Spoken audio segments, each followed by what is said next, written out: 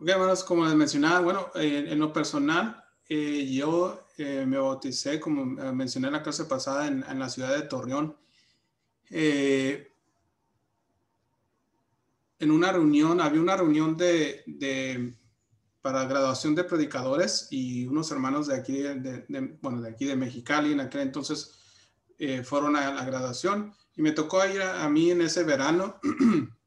Entonces, durante esa reunión fue cuando me bauticé. En especial, ¿verdad? Me tocó estando escuchando el canto del Hijo Pródigo. Fue el canto que me tocó y a través de él eh, fue cuando acepté, ¿verdad? Um, Antes que eso, ¿verdad? Hablando de mis abuelos nos llevaban a la iglesia metodista, pero después de eso, un tiempo, me tocó visitar a una de mis tías y ella vivía cerca de la iglesia de Cristo y estaba asistiendo a la iglesia de Cristo.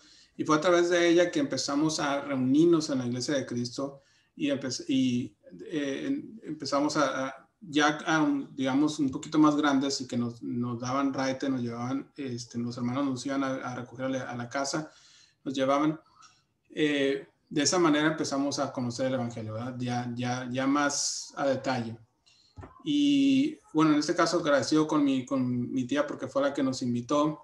Después los hermanos que nos daban rate todo el tiempo, ¿verdad? Cuando no podíamos ir solos porque mi mamá trabajaba durante los fines de semana, entonces ella no nos podía llevar a la iglesia. Y a partir de ahí, bueno, gracias a Dios que pudimos escuchar mis hermanas y yo acerca de la palabra de Dios. Um, es de esa manera breve, ¿verdad? No es muy, es algo muy sencillo, ¿verdad? ¿Algunos de ustedes, hermanos, quieren comentar acerca de su conversión? Sin vergüenza.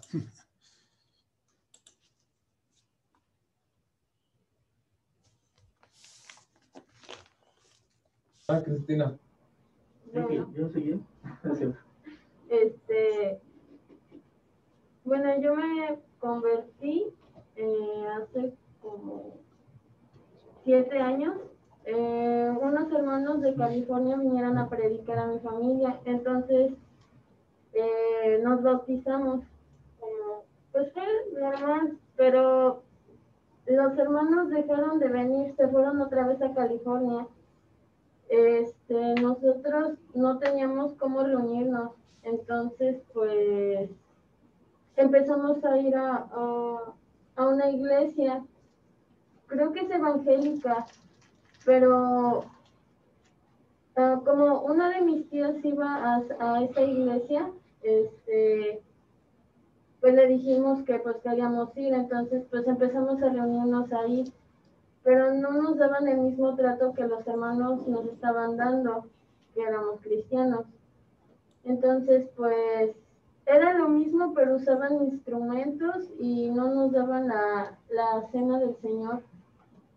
Entonces, pues, dejamos de ir y unos hermanos de otro lugar empezaron a apoyarnos en la iglesia y después empezamos en otro local y empezaron a venir más personas.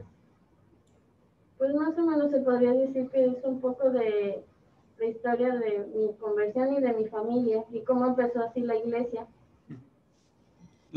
Tu familia en particular, ¿de qué religión? ¿Católicos o alguna otra o sin religión? Bueno, éramos católicos anteriormente, después nos convertimos en cristianos, pero como no teníamos dónde reunirnos, fuimos a una iglesia evangélica, pero como no nos sentíamos cómodos, empezamos a reunirnos ya entre nosotros. Unos hermanos nos estaban ayudando de otra parte. De acuerdo. Fíjense que eso es muy importante. Hay muchas congregaciones que no tienen alguien que pueda dedicarse a la predicación. Por lo general puede ser a lo mejor un hermano de medio tiempo, o en ocasiones, como en la congregación de Mexicali y en otras congregaciones, que tienen más hermanos pueden enviar para ayudar a otras congregaciones, ¿verdad? Y que las personas que como ustedes conozcan el Evangelio, aunque no tengan una congregación establecida, puedan seguir recibiendo la enseñanza, ¿verdad?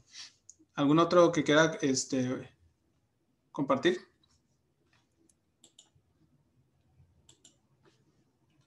Uh-huh. Yo, hermano, bueno, yo crecí con mis papás así en el cristianismo, pero ellos eran católicos. Bueno, mi papá me ha contado, Uh-huh. bueno, cuando anteriormente, pues ellos empezaron también así la iglesia. Mi abuela era católica también, y entonces empezaron a congregarse en un grupito. Llegaron unos hermanos que los apoyaron de igual manera. Entonces, pues mi papá empezó a predicar, y pues desde el año, como en año 2000, me contó que de ahí empezaron. Y pues habían otros hermanos que los apoyaban, pero el hermano se fue y los abandonó, digamos que los dejó ahí en la congregación. Y entonces, pues mi papá se casó, y mi mamá era católica 100%, porque pues yo conocí a mis abuelos por parte de mi mamá, y ellos odiaban lo que es el cristianismo, no querían escuchar cuando yo iba en sus casas. Entonces, pues mi mamá se convirtió, gracias a Dios, y antiguamente pues surgían así problemas porque ella todavía, digamos, obedecía a otras cosas así del catolicismo, no sé, estaba acostumbrada a otras cosas de allá. Pero pues ahorita con el tiempo, gracias a Dios, ha cambiado ya. Y pues ahorita, pues la iglesia ya va creciendo más, gracias a Dios. Y pues para mí fue algo muy hermoso, porque yo ya, digamos que yo ya no conocí el catolicismo, sino que ya crecí en el cristianismo con mis papás ya convertidos. Entonces, algunos tuvieron la bendición de que desde que crecieron en la iglesia, y a lo mejor le tienen que preguntar a sus papás, ¿verdad? Cómo se convirtieron o quién les enseñó, o, ¿verdad? ¿Por qué? ¿Verdad? Porque para algunos no tienen esa experiencia, ¿verdad? Y sería bueno conocer, ¿verdad? Cómo pasó eso. ¿Alguien más quiere compartir? Bueno, gracias por compartir.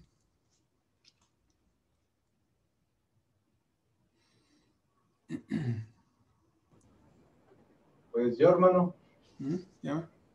ahora, a mí fue para mí fue muy divertida, porque yo de por sí era católico, pues entre comillas, porque ni a la iglesia iba, era nomás tenía el nombre. Y pues tenía yo un amigo que me decía que era cristiano, y que de hecho me había dicho que no se podía acercar a la iglesia católica porque era pecado, y bueno, me había dicho así. Entonces me había invitado a su iglesia. Lo que pasa es que ya no fui, y pues yo de por sí era una persona que no le importaba eso mucho de la iglesia o el cristianismo o cosas así. O sea, sí creía, pero pues solamente ahí. Y ya después me invitaron, fui, y la verdad que fue muy gracioso, porque no solo, yo nomás pensaba pues escucharlo, ¿no? Escuchar al hermano que me predicó. Simplemente quería escucharlo el miércoles que fui. Pero ese día me explicó tantas cosas, me mostró versículos bueno, que yo le decía que en la iglesia, bueno, en la católica se hacía. Entonces pues me dijo que no es así, y me enseñó todos los pasajes bíblicos. Me dijo, si no me crees, búscalos.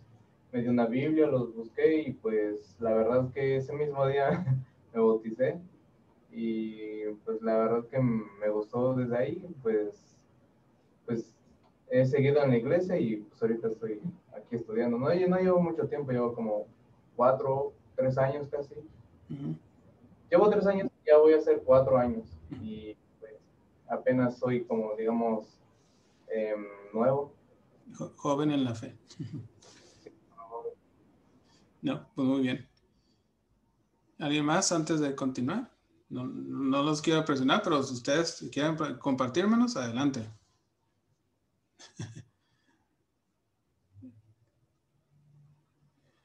Ok.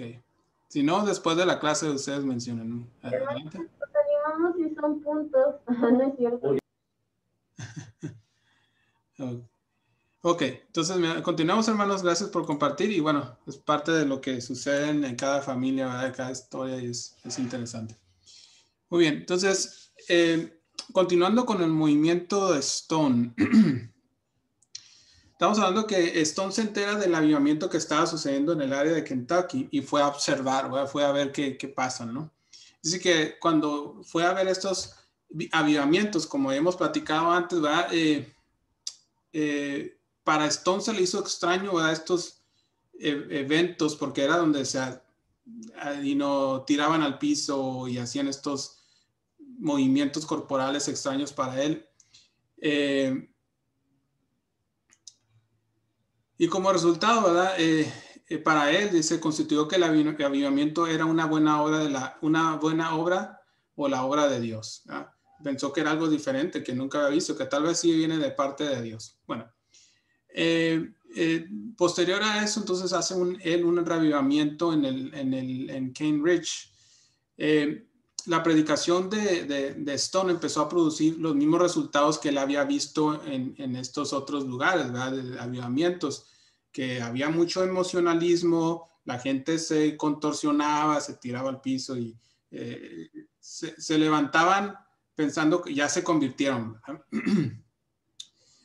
Durante este tiempo empezaron a efectuar otra vez más campañas de avivamiento al aire libre, y en algunas de estas se calcula que hubo asistencia de entre 20,000 y 30,000 personas que se quedaron en estos lugares a acampar. Durante 6 días en uno de estos eventos, muchas de estas personas en la manera de verlo, ellos se convirtieron, ¿verdad? Es decir, se tiraron y dieron vueltas y se contorsionaron, ¿verdad? Algunos dicen que se quedaron inconscientes por un tiempo. Algunos de ellos dicen que observaron o contaron que aproximadamente se habían convertido cerca de 3,000 personas. No sé si sea una coincidencia, ¿no? O alguien haya dicho simplemente para hacer una similitud como con el día de Pentecostés, ¿verdad? Pero bueno, no sabemos, ¿verdad? Durante este tiempo, Stone reportó que los predicadores metodistas y bautistas ayudaron en el trabajo y todos parecieron estar unidos cordialmente. Las líneas denominacionales fueron borradas. Stone también dijo lo siguiente: todos unidos en oración predicaban las mismas cosas y exhortaban a obtener la salvación por medio de la fe y la obediencia. ¿Okay? Entonces, simplemente estaba viendo las primeras chispas de estos movimientos en que para ellos empiezan a decir, ya no debe de haber divisiones, ¿verdad? o separaciones entre diferentes denominaciones. La cuestión emocionalista y de todo lo demás, bueno, era simplemente una cuestión de las prácticas de revivamiento, que pues nosotros no estamos de acuerdo realmente sea el resultado del Espíritu de Dios, ¿verdad? Simplemente de la emoción, ¿no? el emocionalismo de la persona. Pasando al siguiente punto relacionado con Stone y otros personajes durante este tiempo, se le llama el presbiterio de Springfield, esta sección. Bueno, en 1803, en este año, Stone y otros predicadores renunciaron a la iglesia presbiteriana. Uno de ellos, Richard McNemar, fue acusado por esto y por predicar cosas que no eran de acuerdo a la doctrina de la iglesia. Fue acusado de herejía. Entonces, estos 4 predicadores prepararon una defensa de por qué se habían separado, ¿verdad? Y en una parte de esta defensa declararon que ciertas enseñanzas en la Confesión de Fe de Westminster, que ya vimos antes, ¿verdad?, eran contrarias a las Escrituras. ¿Se acuerdan que cuando a Stone le dijeron, Stone, vamos a, lo nombraron predicador, ¿verdad? Y le dijeron, bueno, si aceptaba la confesión de fe, ¿verdad? De Westminster. Y él dijo, sí, está de acuerdo a las escrituras, ¿verdad? Entonces, obviamente, hablando otra vez con el tiempo, empiezan a darse cuenta que no están de acuerdo a las escrituras. Ahora, este presbiterio de Springfield, estos 4 predicadores que se separaron de la iglesia presbiteriana, duró muy poco. Dice que no, simplemente duró 5 meses en su formación. Los líderes, estos líderes llegaron a la conclusión de que no había autoridad bíblica para hacer tal organización. ¿Okay? Porque acuérdense que estaban acostumbrados a que tenemos una organización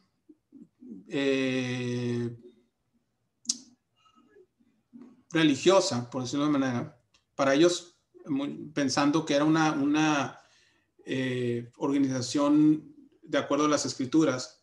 Y cuando se dan cuenta que algo estaba incorrecto, se iban acá y hacían otra. ¿Ya? Entonces, hasta este punto, como que se dieron cuenta, ¿saben que estamos brincando de una organización a otra? ¿Verdad? No es realmente lo que la Biblia dice. No hay autoridad dentro de las escrituras para nosotros organizarnos de esta manera. El 28 de junio en 1804 escribieron lo que se le llama ahora el famoso Último Deseo y Testamento del Presbiterio de Springfield. Y en realidad es un poco satírico lo que mencionan, porque al final de cuentas critican de dónde venían, ¿verdad? Y esos son los principales puntos de este deseo, de este testamento que escribieron estos predicadores.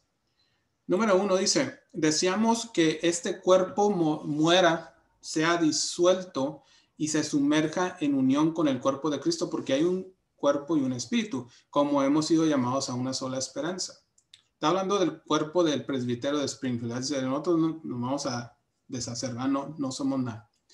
Número 2, deseamos que nuestra autoridad de hacer leyes para el gobierno de la iglesia y deseamos que nuestra autoridad de hacer leyes para el gobierno de la iglesia y ejecutarlas por autoridad delegada cese para siempre.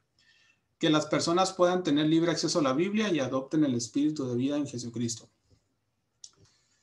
De nuevo, separándose de todo lo que es leyes que los hombres han puesto donde realmente Dios no puso nada.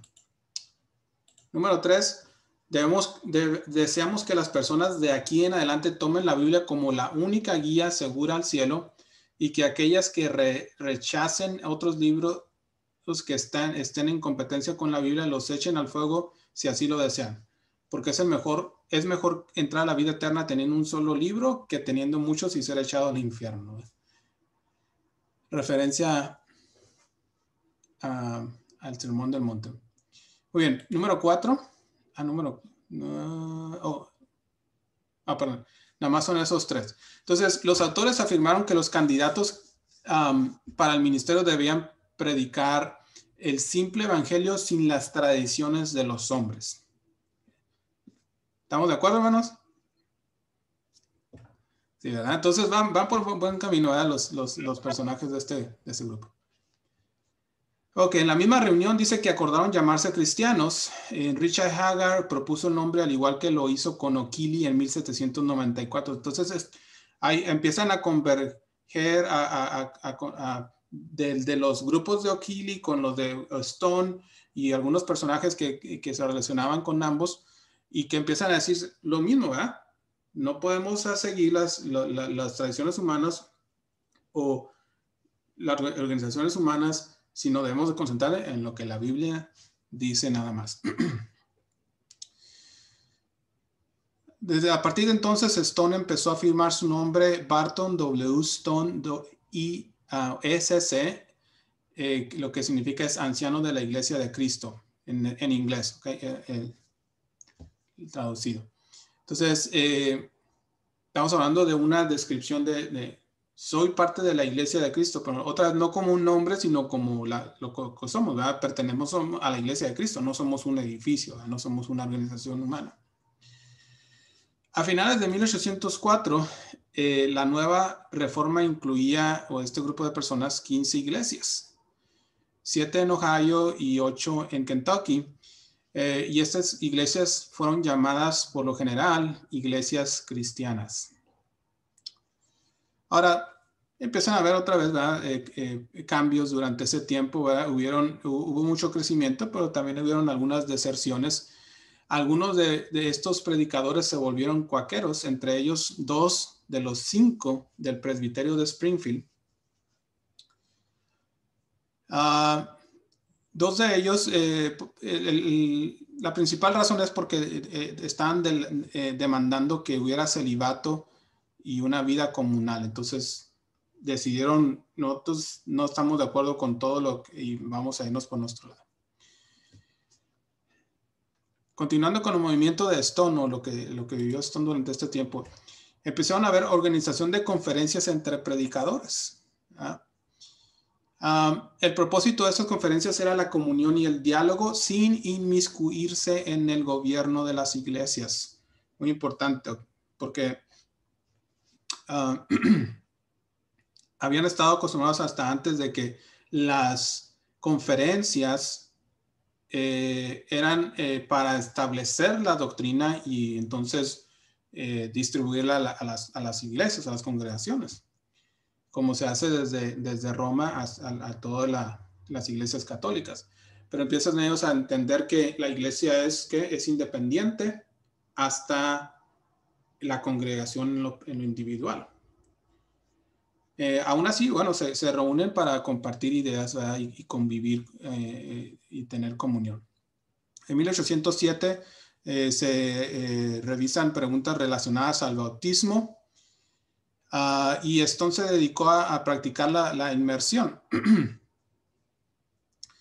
Aunque hasta ese momento no lo había hecho como una base para la comunión. ¿Okay? Pero ya para 1826 Stone escribió que no hay uno entre 500 de nosotros que no haya sido sumergido. Entonces, si alguien no quería, pero parece ser que todos estuvieron convencidos de que el bautismo realmente era esencial. Siguieron creciendo durante este tiempo y para 1807 habían más de 24 iglesias en 4 estados, Kentucky, Ohio, Indiana y Tennessee. Entonces empieza a crecer mucho este movimiento, este grupo de personas. Para 1809, 2 años después, Mulkey, que fue un predicador de una iglesia bautista en la región de Kentucky, se convenció de que los doctrinas, dogmas, credos, principalmente relacionadas al calvinismo, no eran bíblicos. Esta vez, si vemos especialmente lo que es la confesión de Westminster, todas estas doctrinas que ellos habían adquirido y que seguían predicando, ¿verdad? Pero ya para ese entonces se dio cuenta que no eran bíblicos, ¿verdad? Y anunció a su congregación que él iba a tomar solamente la Biblia. Invitó a los presentes a que se unieran a él y una gran multitud de ellos se unió a él ahora a cambiar a esto. Y la iglesia de Mulkey empezó también a asociarse con los cristianos, ¿verdad? Otras congregaciones similares a él. Robert Marshall y John Thompson regresaron a la iglesia presbiterana. Otra vez, algunos de estos que se habían separado por algunas otras razones, volvieron otra vez a donde venían, ¿verdad? Es similar a lo que el escritor a los Hebreos habla acerca de cómo es posible que después de haber conocido la verdad te regreses a donde estabas. Entonces, a mí en lo personal, sabiendo de la iglesia metodista, mi esposa, habiendo crecido en la iglesia católica, después empezó a buscar en diferentes iglesias cristianas, se me hace impensable que yo pueda decir, tal vez alguien me convenza de que realmente la iglesia de Dios es esta otra, por acá en otro lugar. ¿Ya? Porque también con el estudio, con el tiempo, uno se convence aún más. Pero en este caso, durante tiempos de mucho incertidumbre, podemos decirlo así, algunos desertaron de las iglesias que estaban surgiendo y se regresaron de donde venían. En 1832, el movimiento Stone ya contaba con 10,000 miembros en Kentucky. Stone mencionó, ¿verdad? por el auge, dice que la súplica por restaurar la fe primitiva se ha extendido como fuego en el rastrojo seco. Empezó a haber realmente una explosión del crecimiento de la iglesia cristiana, que para él lo identificó como si fuera la fe primitiva, ¿verdad? Que habían regresado a la iglesia del primer siglo.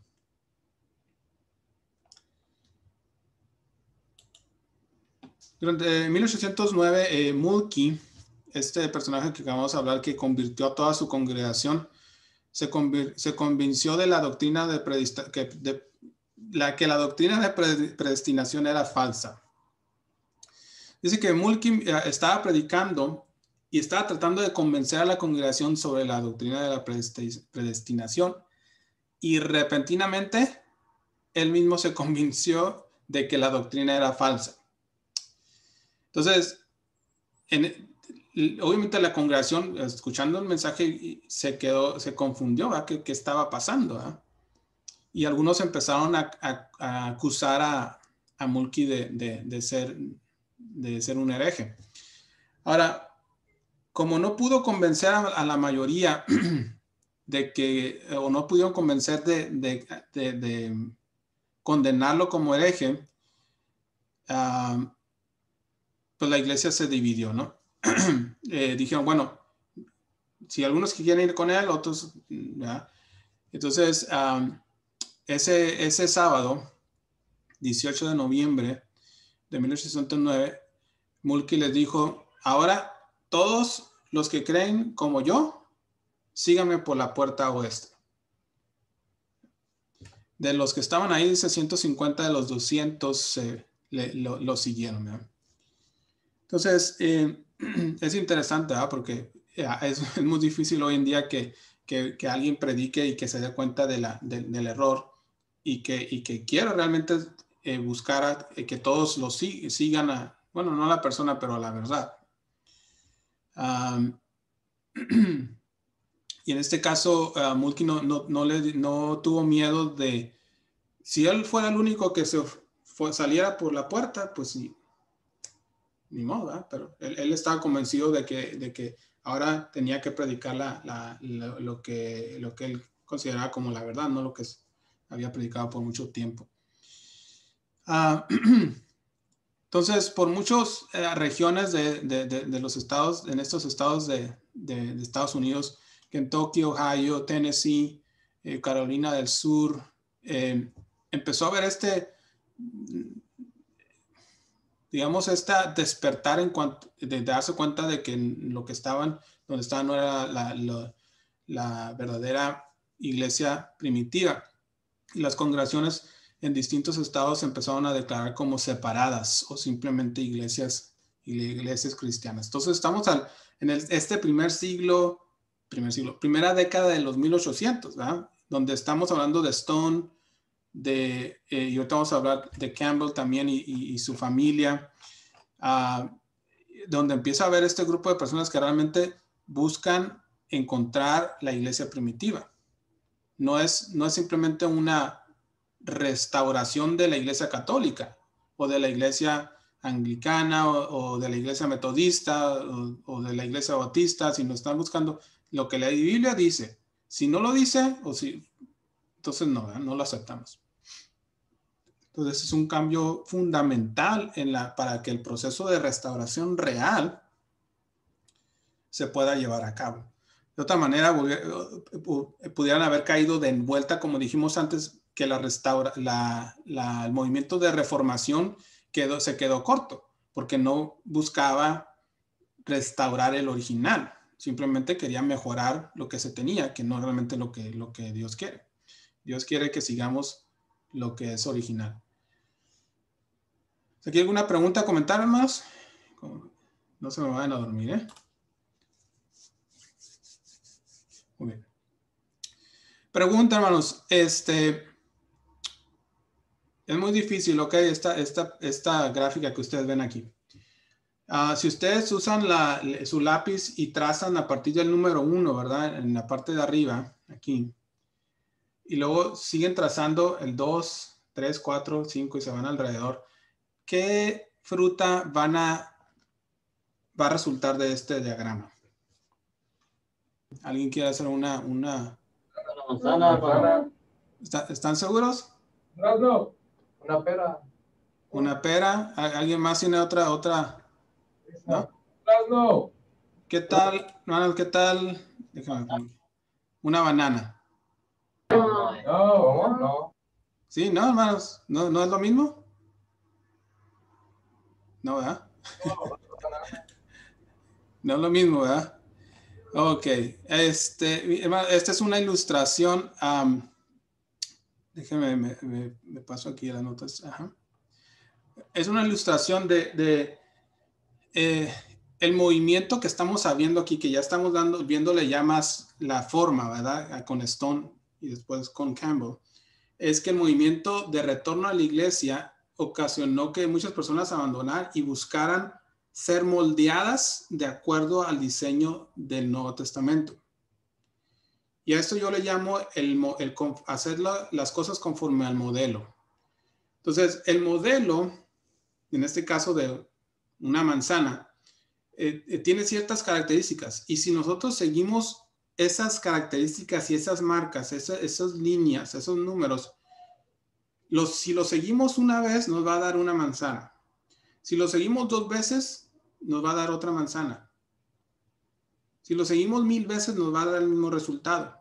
Entonces, el modelo que Dios estableció en las Escrituras de la iglesia primitiva no va a resultar en miles de denominaciones y grupos religiosos como el día de hoy, que cada uno pues se denomina diferente porque tiene diferentes prácticas.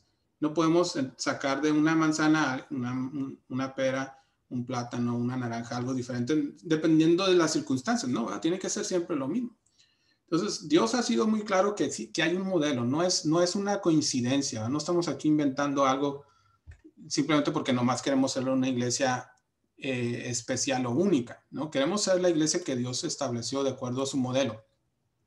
Entonces, viendo las Escrituras, este concepto del modelo, cuando Dios habló con Noé en Génesis capítulo 6, le dio instrucciones de cómo construir el arca. Dice en el versículo 14 al 16. Le dice: hazte un arca de madera de gofer, harás aposentos en el arca y la calafatearás con brea por dentro y por fuera. Y de esta manera la harás: de 300 codos la longitud del arca, de 50 codos su altura y de 30 codos, de 50 codos su anchura y de 30 codos su altura. Una ventana harás al arca y la cavarás a un codo de elevación por la parte de arriba y pondrás la puerta del arca a su lado y te harás piso bajo, segundo y tercero. Entonces Dios nos está dando instrucciones de casualidad. Pues mira, no es si es que te gusta mi diseño, pues si quieres hazlo así. Dios le da instrucciones específicas y Noé dice en el versículo 22, lo hizo así. Noé hizo conforme a todo lo que Dios le mandó. 4 veces repite lo mismo en este pasaje de historia de Noé y su familia, especialmente Noé. Dice en capítulo 7, versículo 5, e hizo Noé conforme a todo lo que le mandó Jehová.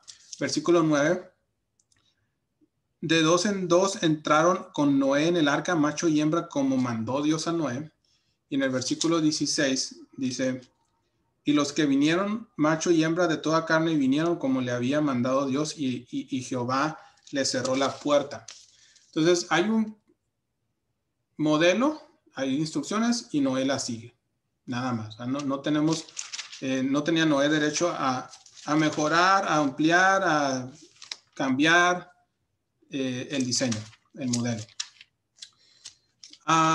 Yéndonos más al futuro, cuando estamos hablando ya de los israelitas, en Éxodo capítulo 25, versículo 9, se describe el tabernáculo. Dice ahí, conforme a todo lo que yo te muestre, el diseño del tabernáculo y el diseño de todos sus utensilios, así lo haréis. ¿Okay? No hay chance de modificar. Versículo 40 dice, mira y hazlo conforme al modelo que te ha sido mostrado en el monte. Mismo ahora en el capítulo 26, versículo 30. Dice, y alzarás el tabernáculo conforme al modelo que te fue mostrado en el monte. ¿Okay? Entonces, si dejamos una marca en Éxodo ahí, y si nos vamos ahora hasta Hechos, capítulo 7, versículo 44.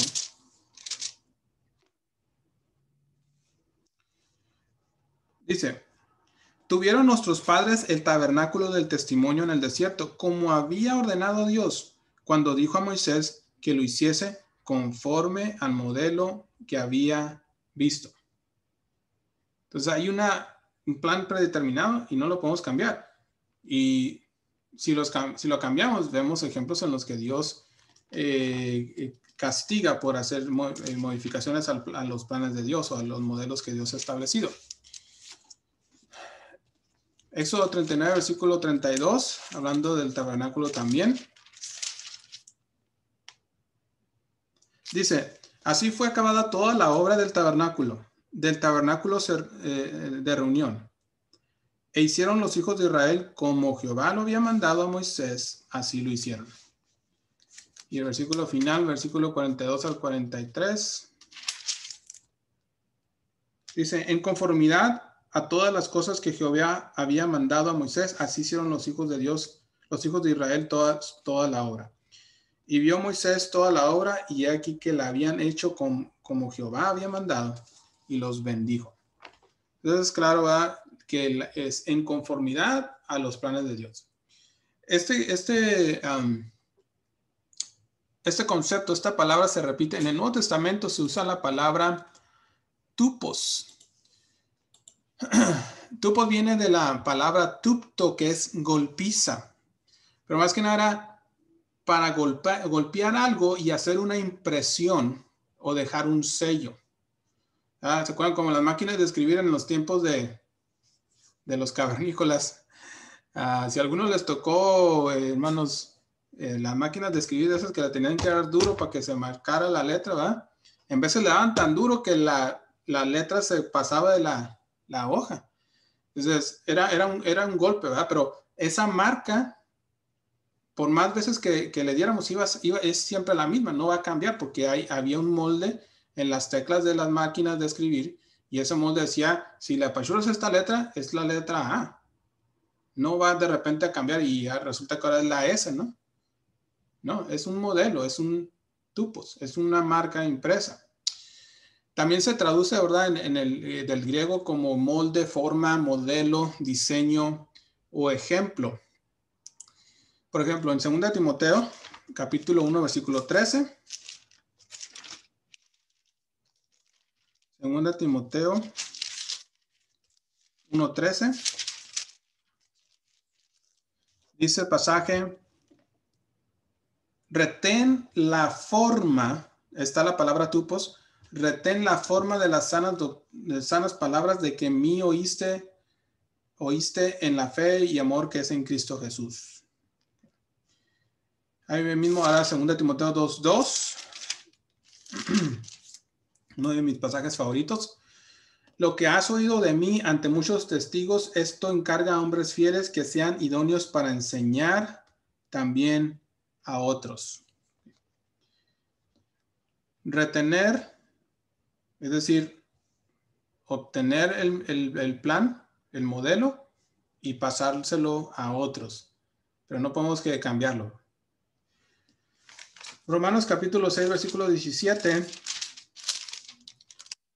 Dice, pero gracias a Dios que aunque eras esclavos del pecado, habéis obedecido de corazón aquella forma de doctrina a la cual fuisteis entregados. Entonces hay una forma de doctrina que Dios ha establecido con la cual obedecemos, con la cual somos salvos. Esa forma de doctrina tiene tiene ciertas características, tiene cierta forma. Puede ser que alguien utilice un modelo diferente y que tenga los mismos resultados. Bueno, si Dios dice, este es el modelo para la salvación, pues este es el modelo, no lo podemos cambiar. Filipenses capítulo 3, versículo 17. Filipenses 3, 17. Dice, hermanos, sed imitadores de mí y mirad a los que así se conducen según el ejemplo que tenéis en nosotros. Y en esta última sección es Hebreos capítulo 8, versículos 4 y 5. Hablando del conforme al modelo. Hebreos capítulo 8, versículos 4 y 5. Dice,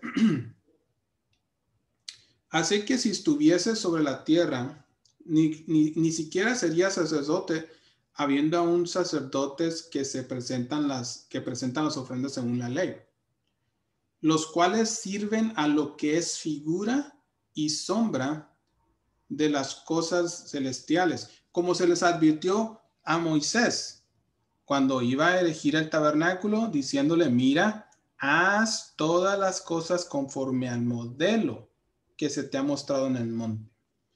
Aquí es interesante que el escritor de los Hebreos está comparando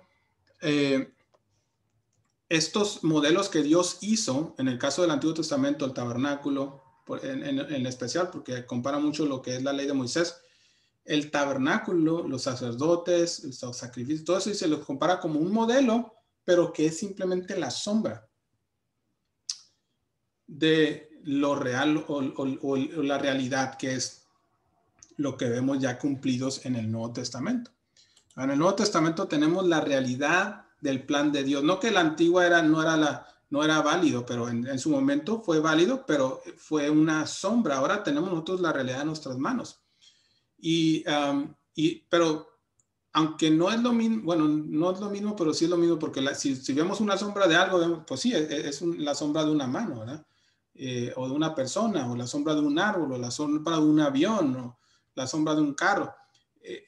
No vamos a ver un carro y de repente ver la sombra y es la sombra de una bicicleta, ¿no? ¿Verdad? No son cosas distintas. Entonces, sigue siendo el mismo modelo, sigue siendo la misma forma, que no se puede cambiar, que Dios no lo podemos engañar y decir, es mejor esta manera de la que tú me diste. Entonces, cuando el escritor le dice aquí a los oyentes, le dice, tenemos que hacerlo igual porque Dios, así como Dios le dijo a Moisés, mira que lo hagas conforme al modelo que se te mostró en el monte, ¿verdad? No lo podemos cambiar. Entonces, estas personas que estamos viendo durante el tiempo de la restauración empiezan a darse cuenta que el modelo es las escrituras, que deben de regresar al modelo que Dios ya había dado y no buscar sus propias formas de organización, de credos o religiones o organizaciones que simplemente son creaciones humanas. Ahora vamos a ver dónde estamos ahorita. Entonces nos quedan unos 8 minutos antes del siguiente descanso. 8:30. Ok, vamos bien. Ahora tengo que terminar, creo, como a las 8:30, entonces vamos a tomar un breve descanso ahorita en unos minutos, pero voy a tratar de avanzar un poquito para terminar un poquito antes. Ok, los restauradores. Entonces, estas personas durante ese tiempo tenían el deseo de regresar a las sendas antiguas, al buen camino, ¿verdad? A finales del siglo XVIII, siglo XIX, aparecieron estos hombres que seriamente buscaron con mucho celo la iglesia primitiva de Cristo. Vieron lo que los reformadores no vieron. Es decir, que lo que necesitaban no era una reforma de una iglesia que ya se había totalmente alejado de Dios, había apostatado por completo, sino una purificación completa y regreso a la iglesia del primer siglo. Estas personas expresaron valientemente su falta de satisfacción, más bien podría decir aquí mejor, con el denominacionalismo protestante y todo lo que los credos, nombres, doctrinas, prácticas que cada quien hacía diferente, y concluyeron que la salvación depende en la aceptación sin condiciones del patrón cristiano del Nuevo Testamento. Puntos muy importantes para que podamos regresar realmente a la iglesia, a la sana doctrina que Dios había establecido en el Nuevo Testamento. Y su propósito fue el regresar al orden original. Antes de todas estas reuniones, concilios, credos, disciplinas o sectas que se establecieron, y restaurar la iglesia como fue revelada en el Nuevo Testamento. Algunos de los principios restauradores, es decir, para poder llegar a este objetivo, ¿cómo lo tenemos que hacer? ¿Verdad? ¿Y cuáles son los principales conceptos? Son 5. Uno era reconocimiento de Cristo como la autoridad suprema en la religión y el Nuevo Testamento como la única regla de fe y práctica. Una distinción acertada entre el Antiguo y el Nuevo Testamento para evitar esta confusión de la ley de Moisés y la ley de Cristo, o un abuso del Antiguo Testamento para beneficio propio. Número 3, reconocimiento del Nuevo Testamento como el patrón de la iglesia. Número 4, la autonomía de las congregaciones, es decir, la iglesia local. Y número 5, la unidad de todos los cristianos. ¿Por qué estamos buscando restaurar? Bueno, ya habíamos dicho antes, primero, el fracaso de la reforma. Los intentos de reformar los excesos dentro del catolicismo no progresaron lo suficiente. Acuérdense que cuando empezó a haber todos estos movimientos de Calvino, de Martín Lutero, la Iglesia Católica, ¿qué hizo? Hizo una convención y establecieron reglas aún más estrictas que las que tenían antes. Entonces, en lugar de arreglar el problema, siguieron igual. Entonces, hubo un fracaso de la reforma. La reforma creó nuevos sistemas de religiones rígidos, los cuales se convirtieron en estándares de ortodoxia y en otras causas, otra causa más para la división, en lugar de buscar unificarse basado en algo central, en lugar de lo que cada quien hiciera. La única centro de unificación podía ser la Biblia, pero en realidad la gente se fue por otros. Las reformas empezaron en el espíritu y acabaron en la carne, dice Alexander Campbell en una publicación en 1825. La división de las fuerzas, otra vez, ¿por qué restaurar? La división de las fuerzas religiosas en Norteamérica. Existían entre 5 y 6 diferentes denominaciones en Estados Unidos y muchas pequeñas que solo alcanzaron el 10%. Es decir, parte de la falta de crecimiento de la iglesia fue porque pues había divisiones a todos lados, ¿no? Las divisiones ocasionadas por rivalidades, envidias, provocaron frecuentes peleas diseñadas para devorarse unos a otros. El siguiente, un clero arrogante. A través de la ignorancia buscaron ensanchar el abismo entre ellos y la gente común. A buscar la admiración de la gente, tomar títulos como reverendo, demandar prominencia y honores, asumir derechos para legislar a nombre de aquellos que estaban en los asientos, ¿verdad? Teología poco clara, es decir, la teología durante este periodo de la Reforma fue influida por escepticismo y otras filosofías humanas, como el deísmo, que es aceptar que la existencia de la naturaleza de Dios a través de la razón y la experiencia personal, pero sin necesidad de practicar la religión, ¿verdad? Simplemente creo en Dios. La incredulidad descarada junto con la infidelidad, es decir, muchos se hicieron escépticos En el siglo XIX la influencia del escepticismo y del ateísmo empezó también a entrar en las iglesias, porque las iglesias simplemente eran ritualistas, ¿verdad? No había realmente una fe genuina. Así. Y entonces hubo poco esfuerzo para seguir evangelizando, se empezó a derrumbar estos grupos, ¿no? Y empezaron a ver otra vez la influencia de grupos de filosofía, personas con movimientos filosóficos de todo tipo, ¿no? ¿Por qué restaurar la libertad religiosa en Norteamérica? Empezó a haber más facilidad de buscar realmente la libertad, no lo que el gobierno nos mandara. Y después el incremento de la circulación de la Biblia y la doctrina calvinista que empezó a ser rechazada, ¿verdad? Vamos a ver estos dos puntos ahorita en unos minutos más, porque nos quedan un minuto de esta sesión. Entonces, vamos a hacer una pausa. Les doy 5 minutos de descanso, hermanos, y regresamos. Son las 7:36. Vamos a regresar a las 7:45. Voy a dar un poquito más. 7:45 regresamos. ¿Ok?